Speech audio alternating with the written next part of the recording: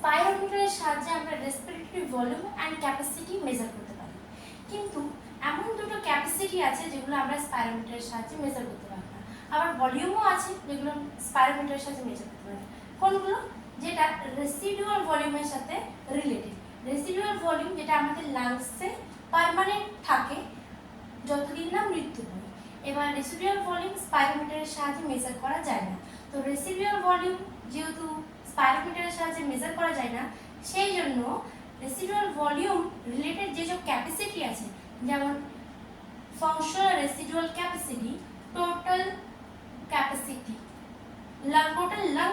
Total lung capacity, এগুলো স্পাইরোমিটারের সাহায্যে মাপা যায় না। কারণ ফাংশনাল রেসিডুয়াল ক্যাপাসিটিতেও কি আসে? ফাংশনাল মানে ফাংশনাল হয়ে এটা ফাংশনাল রেসিডুয়াল ক্যাপাসিটি, এটাতে আসে ERV plus RV. So RV আসছে, তাই স্পাইরোমিটারের সাথে মেজার করা যায় না। আর টিএলসি তে থাকে total lung capacity, total lung ভলিউমটাকে যোগ করতে হয়। IRV, TV, ERV, RV. So এখানেও আরভি আসছে, তার জন্য এটাও আমরা মেজার করতে পারবো না।